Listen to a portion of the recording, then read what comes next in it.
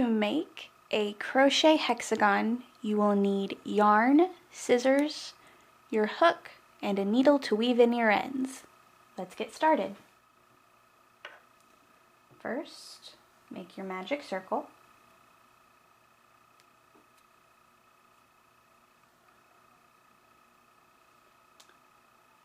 And chain 3. And next make 1 double crochet. Chain 2. 2 more double crochet. You're going to be making 6 sets of 2 stitches.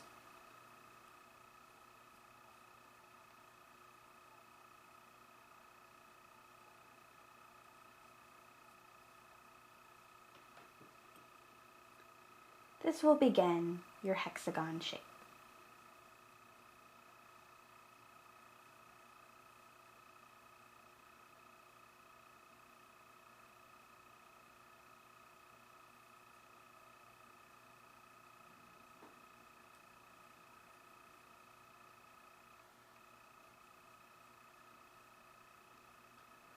You can also use this technique to make a solid granny square. You would just make 4 sets of 2 stitches instead of 6.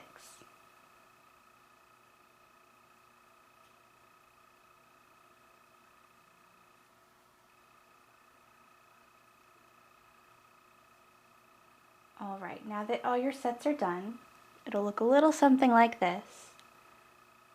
Chain 2 and tighten your magic circle.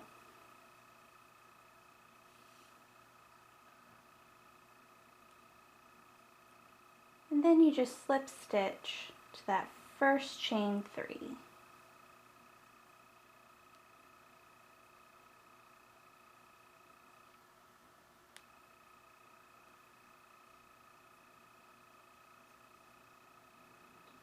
And there is your first round.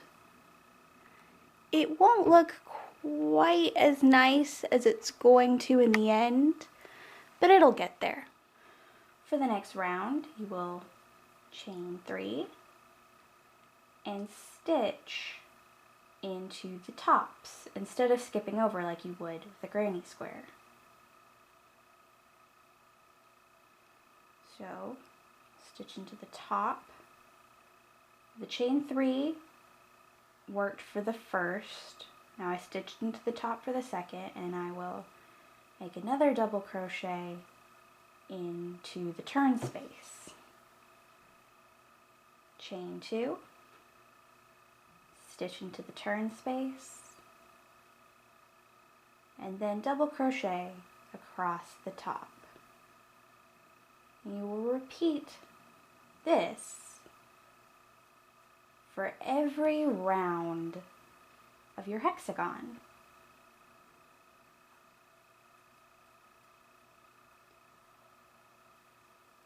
Unlike a traditional simple granny square, you don't have to know different methods of joining together and starting new rounds based on how the last one ended. The only thing that may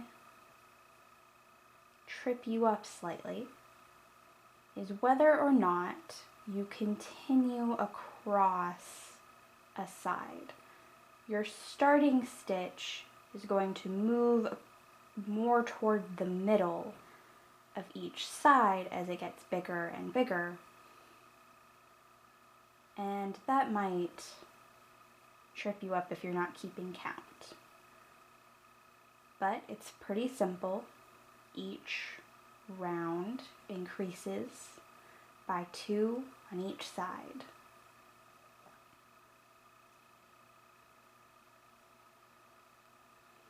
So I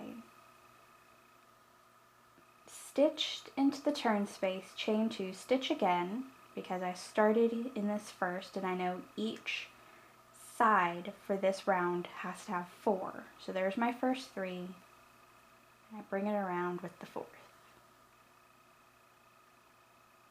And slip stitch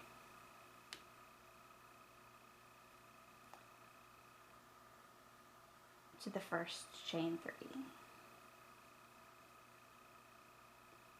Chain 3 again, and continue around as I did last round. And really, once you have the double crochet and a basic granny square down, this becomes one of the simplest yet most versatile patterns that you can know off the top of your head. I've made queen size blankets, stitching these together. If you make 2 and sandwich a solid crochet circle in the middle, they make very good pot holders or coasters.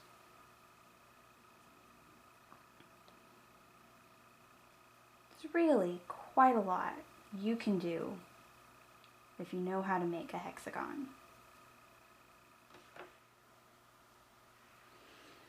Alright, to finish up the tutorial, this is what I meant by it can get slightly confusing. You've gone all the way around, you've stitched, chained, and stitched into the last turn space, but you still have this gap.